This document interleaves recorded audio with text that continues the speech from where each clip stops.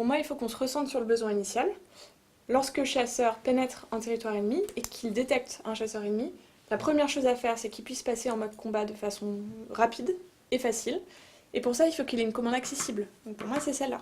Tac. Je pense qu'il aura un risque de confondre avec la commande qui est juste à côté. Ça pourrait être un risque fatal pour lui. Ouais. Donc en fait, la meilleure chose qu'on puisse faire, ce serait de quantifier ce risque. Et pour ça, il vaut mieux qu'on appelle les pilotes. Vous êtes d'accord? Ok. Bon bah parfait. Merci. Merci à vous. Donc là, on se trouve face à un simulateur de vol grand public qui peut être très utile pour les étudiants. Dans le cadre de mon travail, je travaille beaucoup sur simulateur également sur banc, où on va réellement tester les systèmes, et également au contact de l'avion lorsqu'on descend sur les bases aériennes. Voilà, dans le cadre de ce simulateur, on peut voir qu'il y a des instruments de contrôle, ici une fenêtre GPS, voilà, et également un manche à balai pour contrôler l'avion.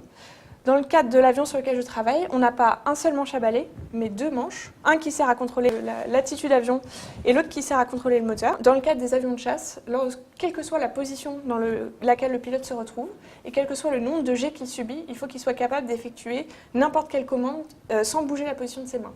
Et c'est ce qu'on appelle le concept OTAS, Hands on Throttle and Stick. Moi, aujourd'hui, je travaille dans l'aéronautique. Je suis ingénieur et je conçois des avions de chasse.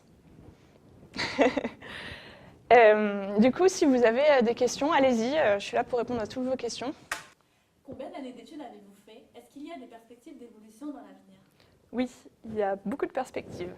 Alors en termes d'années d'études, moi, j'ai suivi un parcours assez classique. J'ai fait 2 années de prépa, puis 3 années d'école d'ingénieur.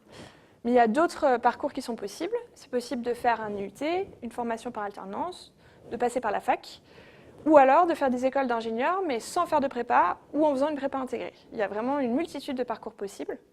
Puis une fois qu'on est ingénieur, il y a beaucoup de passerelles et de perspectives.